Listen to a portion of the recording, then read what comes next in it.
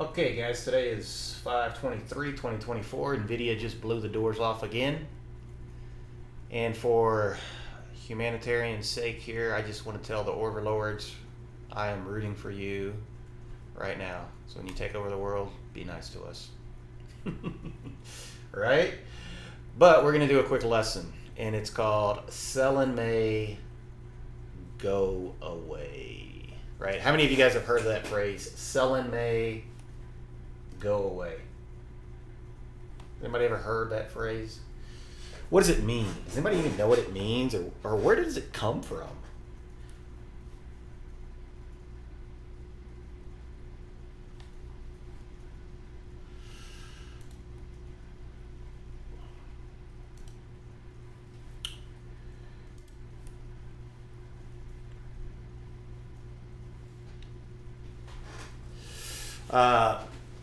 It comes from vacation. It comes from I invented it. Oh yeah, well, okay. You're pretty old then. So the full phrase is longer. Sellin may go away, don't come back till St. Ledger's Day, right? This was an old English rhyme, and it referred to a custom that originated in Britain, where the bankers would flee the city of London during the hot summer months to relax in the countryside, right? So yeah, vacation, right? They would then return on St. Ledger's Day. And it's a reference to the St. Ledger's State, a famous horse race. Like, you know, it's kind of like, what do we have at Churchill Downs or something like that? You know, all the rich, you know, people that weren't the peasants are like, oh, let me wear my fancy clothes and do all this stuff and make a whatever you do at those places. I don't know. Those places drive me nuts. But today it's similar. People tend to travel more and spend more time on vacation during the summer months, right? So let me ask you guys a question. How many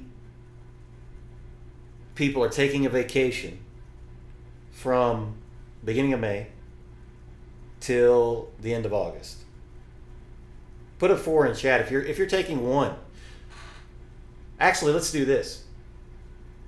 Just put in how many vacations you're planning on taking. 1, 2, 3, 4. Is anybody planning on taking vacations?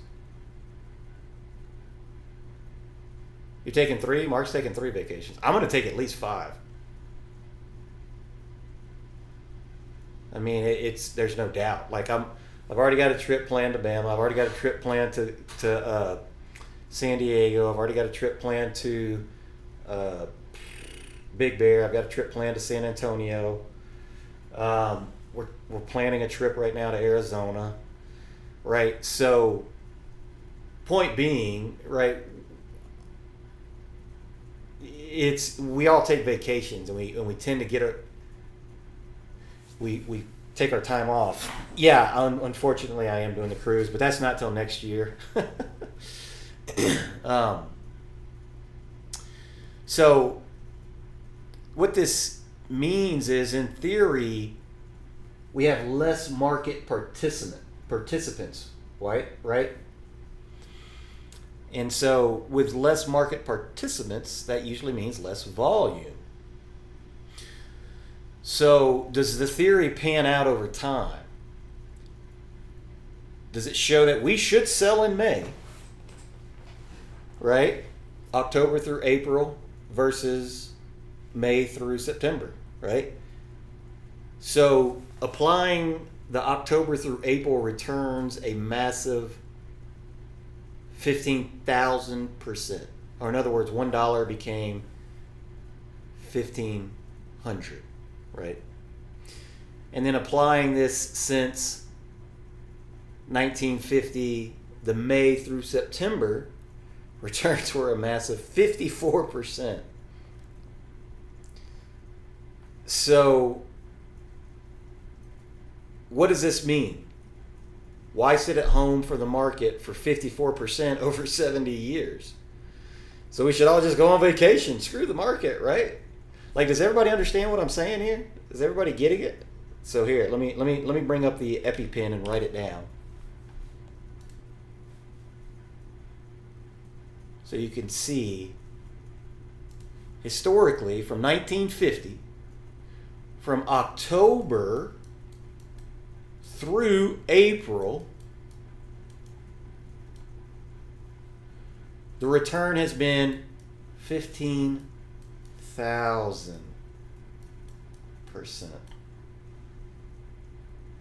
$1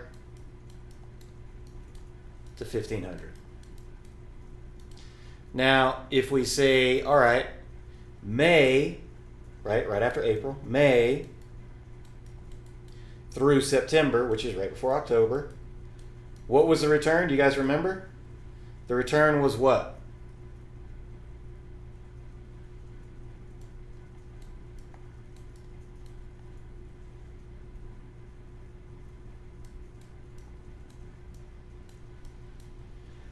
$54. 70 years. Hey, let me tell you about this investment you can get in that it'll give you 54% over 70 years. Let's all jump on board, right? No thanks. Sellin may go away. All right. Slide over. It's time for everybody to go on vacation, right?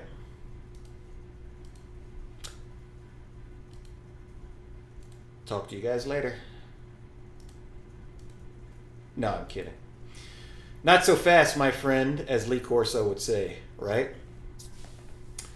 What you have to do is when you're looking at data, you need to break it down, figure out where, why, when, etc. While volatility does tend to drift higher and returns are smaller when looking overall, when you break down the cycles,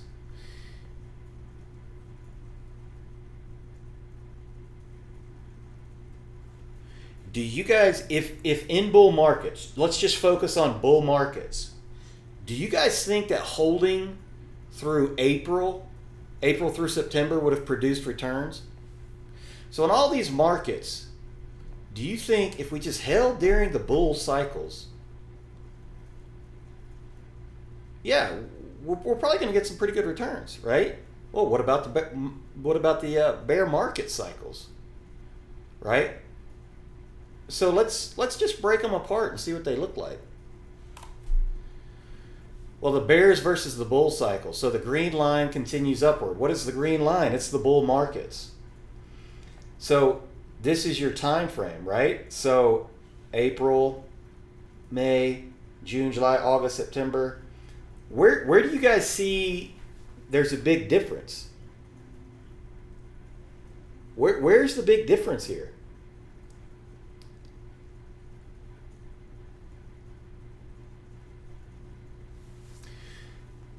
Well, in bull markets, we still go up. But in bear markets, man, we sell off a lot.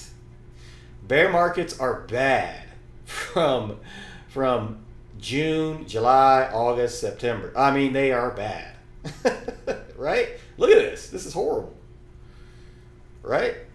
So if you were to combine them, it's like, okay, we go up a little bit. So the bear markets are horrific for the sell in May, go away time frame, right? And, bull markets, yeah, it's a little bit less positive, right, between May and September, but it's still positive. And bear markets, extremely negative. Extremely. Okay? So, what do you guys think we're in right now? Are we in a bull or are we in a bear market? I personally think we're in a bull market too, Mark. Yeah, that's my opinion. So if you decide to sell in May and go away, well, this 2 to 3% return in bull markets over that time period, not including dividends, you're going to miss. And so if that's something you're okay with, if you're like, you know what, I don't want to even pay attention to the market and I don't care about a 2 or 3% gain or anything else that sure, I'm not arguing that selling in May and going away isn't a true statistic overall, being that you're not going to make as much money as if you traded the other time periods. the sell in May and go away is correct that your returns are smaller, but there's still a lot of opportunity and a lot of returns, right? So what's funny is this last thing, even in bear markets, buying in November and holding through April is actually greater than holding through the sell in May during bull markets, right? So what that means is even in bear markets, your return is higher if you buy at when you come back from the sell in May, go away, right, in October, and then holding and selling in May. So even in bear markets, your returns are higher than the bull markets when you are playing the sell in May months. Does that make sense? So, and this is what all this data is saying. You can come over here and look at it. But what it means to me is, as things have become more electronic, the sell in May versus buy in November has been shrinking, and it shrinks every year. It's like because we have more remote workers, because we have more technology, because schools, for me at least, schools are in school longer. Like my kid, I used to have 3-4 months off. My kids have like 2, right? So it's starting to shrink down. And so for me, I don't really put a whole lot into the sell in May, go away. But it is important to understand that yes, volatility does increase. Overall gains are usually smaller within the indexes. And so you have to be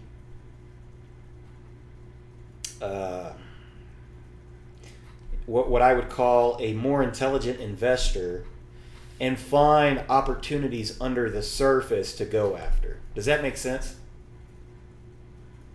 Does anybody have any questions on this?